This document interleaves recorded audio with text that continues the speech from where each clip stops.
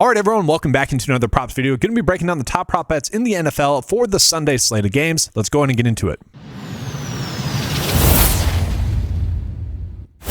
So we're going to start off with a bet where we are getting the biggest prop line difference between prize picks and underdog. Okay, and that's going to be with Josh Allen in regards to his fantasy score. What we're going to notice, though, with both sites is that we are being told to bet the under on both sites. So already, naturally, guys, we'd want to bet on the under on underdog there of 24. But if we go to the underdog cheat sheet here, what you're going to notice is that we're also being told to bet on James Cook for under his fantasy score as well. This one also has a 55.5% edge. And so I don't know if I necessarily like pairing those two together because this is a game in which Buffalo is projected to win by a lot. I think that is why we are getting the big prop line or the big difference between like how Vegas is valuing them and how Prize Picks and Underdog is valuing them. Okay, we do know that touchdowns are fluky. And so with that, again, it makes sense why the unders are the way to go.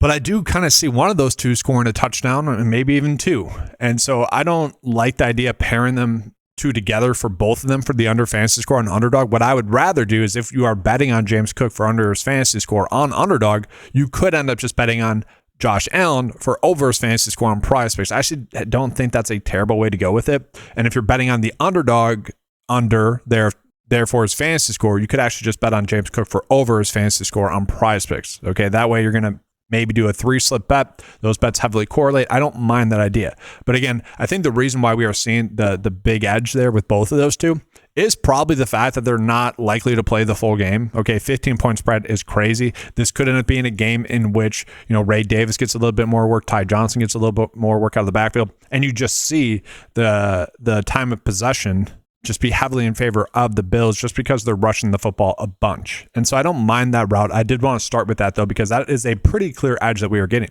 So we are getting another interesting spot here with one of the other top prop bets that we have on the board, and that's with Mason Taylor for over his fantasy score. This is a bet that I do like a decent amount, but then we also see we got another bet here with the Jets, and that's going to be Justin Fields for over his fantasy score as well. Both of them end up getting a pretty solid matchup here going against the Miami Dolphins, and let's just touch on both sides of this.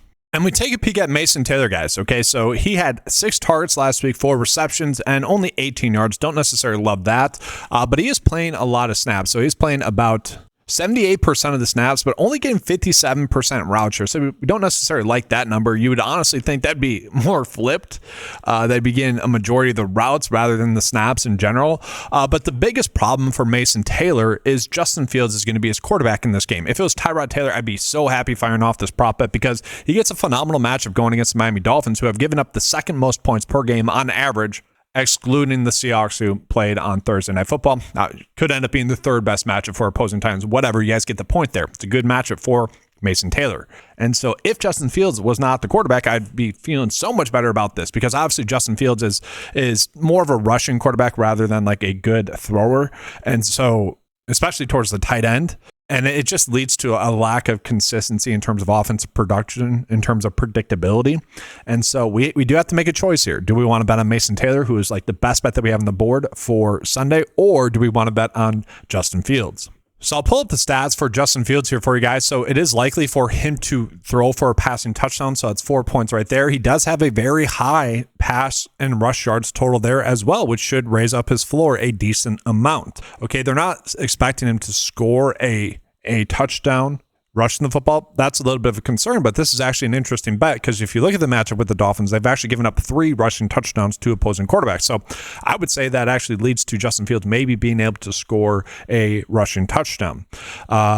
And if you look at the matchup as well, going against Miami, they have given up the 3rd most points to opposing quarterbacks as well. So a seemingly good matchup. The issue with Justin Fields, again, is the predictability. He's a roller coaster ride. Some games he looks really good, and then some games he looks pretty poor.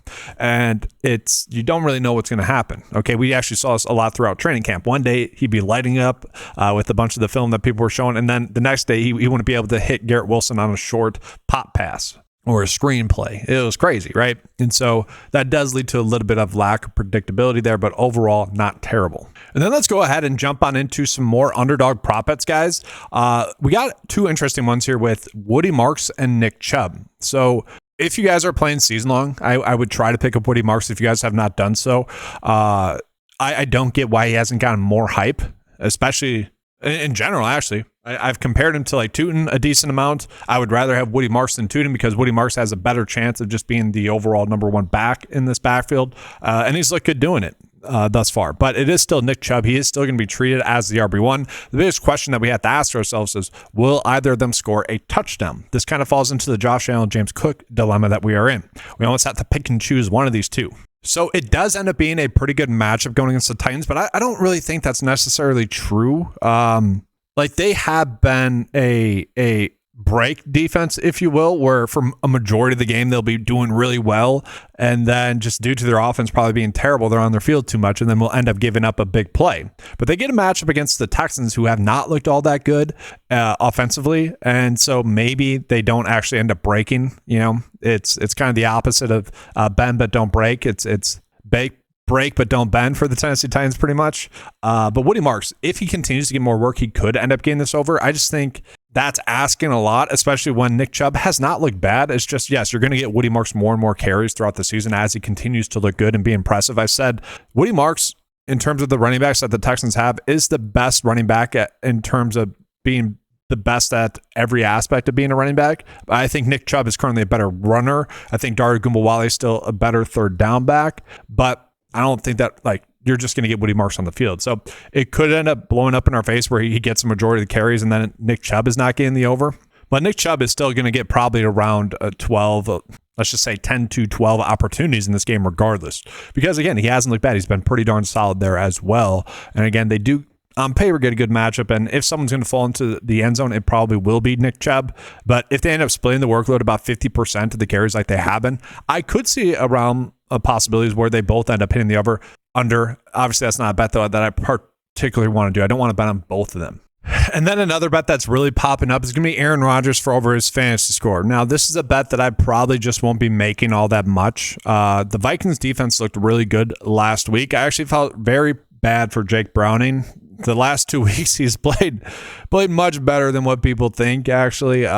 He's not the problem. It's the Cincinnati Bengals offensive line. So when I see the trade rumors for Jake Browning, I'm like, no, they don't need a quarterback. They probably just need to trade for some linemen if they're going to make a trade, because overall, I would say I was more impressed with Jake Browning than really any of the other offensive weapons for the Bengals. Their O-line is trash. And so the point of that I'm trying to get to in regards to Aaron Rodgers is I don't know how much of a read we can get on Aaron Rodgers and that Pittsburgh Steelers matchup against the Vikings just because of how poor the Bengals O-line was last week. Okay.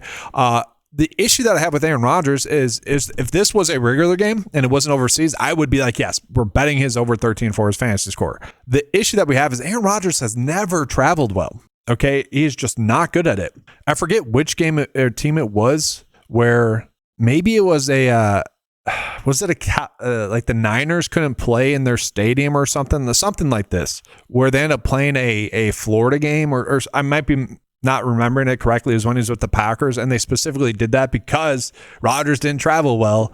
And you look at what he did when he had travel last year with the Jets, he was terrible. And again, I just think that's his kind of old body. It's a long travel, sitting in a plane and whatnot. He's complained about prep time. Like he wanted to travel earlier, probably for that reason. And I would argue they should have just let him because then your body naturally adjusts and whatnot. You're not worried about your body being tight and everything. So I do expect him to struggle. So I don't want to bet on his over 13 for his fantasy score, but also I see why that's creating a big difference between Vegas valuing him and then also how Prize Picks and Underdog are valuing him. Okay, if you want to bet on his under fantasy score, you'd bet on the under. Obviously, they're on Underdog. And so from there, let's take off the fantasy score prop bets that we were getting and just show you guys kind of the top prop bets from there. No plus EV bets, which is annoying. We are getting some anytime touchdowns. So David Montgomery may be under his anytime touchdown. Kind of a weird one there. I don't know if I necessarily love that one. But it is the matchup against Cleveland, who has been pretty darn good defensively. Jalen Hurts to score a rushing touchdown against the Bucs. Don't hate that one, but also not one I feel the need to go out of my way to target. This one for the Minnesota Vikings kicker is interesting. I think I would be happy to get to this one, especially if we are trying to bet on that game. I do think that Carson Wentz overall was solid. I do think he was an upgrade from J.J. McCarthy, kind of as expected, although Wentz makes some very annoying plays where he'll take a sack or two, he holds onto the football too long and just makes a poor decision in that regard. That could be a good thing or a bad thing for this bet, where It's third down. Carson Wentz takes a sack and then takes them out of field goal position. But that could also be a thing where he takes a sack on second down, where it means that they're going to have to dump it off on third down, which will then lead to a field goal. So it kind of goes both ways there. I actually don't mind this bet, though. I think that ends up being a pretty solid edge for us on the slate. Only a 53% likelihood for it to hit, but all in all, are kind of forced into that bet. Another interesting prop line difference is between Jalen Hurts and his prize picks and underdog line. Really up to you guys what you want to do there. I don't mind the under there on prize picks. I mean, that's clearly a very good middling opportunity for us, guys. That should not be happening. And that prize picks line is clearly too high. Okay, Vegas is expecting him to get 176. Underdog has it at 189. So we are seeing some very differing lines there. And I don't know if that has to do with like Mike Evans being out, maybe, where it ends up being more of a run-heavy game for the Eagles with them having the lead a little bit more. Maybe, but you wouldn't think that would create that big of a difference. That's kind of crazy to me there as well. Now, it is worth calling out, guys, that we are getting plenty of other good like fantasy score prop bets as well. I do want to cover them just real quick to give you guys my thoughts on them. So Darius Slayton for over his fantasy score, probably not a bet that I want to target simply because Jackson Dart's going to be making his first NFL start. We just don't know what to expect from him from that offense. With that being said, I actually wouldn't mind the idea of doing Cam Scatterbo for under his fantasy score. It seems like he's getting a little bit too much hype, and maybe this is a better bet on underdog where, the points per reception are not as valuable, because I could see him getting 5 receptions for like 10 yards, something stupid like that. It is interesting because he is someone that I don't know if I missed it, but he should get fined for the way he kind of rushes the football. There's a few runs, and if you guys were watching it, where he's just leading with the crown of his helmet, which is obviously illegal. That's neither here nor there for this game, but do you guys think he has the possibility to potentially get suspended from doing that too much? I mean, he obviously should have been fined. There's a few plays where it's like you're trying to hurt yourself and the defender, like, get that out of there. And that's not to like poo-poo on him as a player. It's a very fun player. But I do think we are going to see Devin Singletary play a little bit more than people are expecting as well. And also, it is Jackson Dart making his first NFL start. Okay. I don't see them, and maybe they do, but it was a weird game plan last week where it was clearly designed around Tyrone Tracy Jr. and also Cam Scatterbo. It was designed in regards to giving the running back the football. That's the way they felt they could win. I don't know if they're necessarily going to feel that way in this matchup here in this game. So I would be on board with betting the under. A little bit of a better bet there on underdog. Continuing on, Rachaad White for over his fantasy score. Actually a bet that I don't mind. Okay, if you think they're going to be playing from behind, he probably ends up getting a little bit more work in the passing game in that game with Mike Evans out. Chris Godwin returning from injury, but how much will he play? So not a terrible bet there. Tutu Atwell, I am not touching this bet. Devontae Adams is currently questionable. I actually think we're going to see Jordan Whittington maybe get a little bit more work. If this were Jordan Whittington and we were being told to bet on his over 3.5 for his fantasy score, I would be firing this one up. So don't touch this one. I don't like this one. It's a bad bet. Alec, I'm going to butcher that the whole year, guys. Interesting one with him because he's been someone we've been betting on the over for the past 2 slates and it's hit for us. And now we're being told to bet on his under. Kind of strange there. Under 7.5 for his fantasy score. Not terrible, but also not bad. I feel like I need to go on my way to target. Kyron Williams, interesting line with him. A little bit of a touchdown-dependent player. We are seeing Blake Corum be a little bit more involved, but not necessarily a bet. I feel like I need to go on my way to target. Jonathan Taylor, not touching him. He's been so impressive. The whole offense has been so impressive, but it does correlate pretty well with this bet that we're being told to bet on. And so not a terrible game stack. So if you're betting on Jonathan Taylor to get under his fantasy score, you're almost betting on Daniel Jones to have a good game. And so I love the fact that this one is also popping up as a decent prop bet. So not a terrible stacking opportunity if you want to go that route instead. And then real quick, I do want to jump into some pick 6 prop bets that we were getting here, guys. I do need to figure out something here where it's pulling in both the over and under odds, and then pick 6 is updating it because they're losing the edge and they're only giving you the option to bet the over here. So like Johnston, you can't bet on his under 4.5. CJ Stroud, you can't bet on his under 1.5 passing touchdowns. A little bit annoying there. We are getting like the kicker for Minnesota as a decent over bet there. Keenan Allen for over 4.5 receptions, not terrible there. Henderson for over 2.5 receptions there. I actually don't mind that. If you look at this one's interesting because basically you've had the Patriots head coach say that they're going to keep Stevenson on the field. They need him to be better with his fumbling issues. But at the same time, I'm like, okay, yes, I believe you. I believe that. But I also think you're going to give Henderson more work, and it would make sense for him to be involved in the passing game. But from there, guys, the board does start to become a little bit tighter. And so don't necessarily love that part of it here as well. All right, guys, so going ahead and getting to the bet of the day here for PrizePicks, just going to be doing a 2-slip bet. Now, that's not to mean that you can't place any of the other bets that I told you guys about throughout this video. By all means, if you guys like those bets, go with them. If you guys hated some of them, don't go with them. It's as simple as that. But I think these two bets give us the best chance to hit. Again, if you think that Justin Fields is going to rush the football too much, then obviously do Justin Fields for over his fantasy score instead. And then kind of same thing here on underdog, guys, where again, if you like Josh Allen, if you think it's going to be a Josh Allen game, bet on James Cook for under his fantasy score. And if you think it's going to be a Josh Allen game, bet on his over on PrizePicks for his fantasy score. And then Woody Marks as well, exact same thing, where if you think it's going to be him being the RB1 in this game, I'm fine with that. Don't bet on him for under his fantasy score. Then bet Nick Chubb for under his fantasy score. Okay. Nick Chubb still probably has the best likelihood to score a rushing touchdown, though. So that's a little bit of the concern there.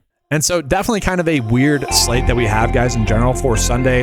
Lots of decent bets. I wouldn't say I necessarily love a lot of the bets that are popping up on the board, but at the same time, that's why I did give you those 2-slip bets as well. But if you guys liked any of the bets that were popping up on top of the board, by all means, feel free to bet on them. If you guys would like any access to any of the tools that you saw during this video, the PrizePicks and underdog cheat sheets or the optimizers, head on over to 9to5sports.com. Get access to all the tools for a low monthly cost of $10 a month. Thank you guys for watching. Good luck. And as always, let's keep cashing.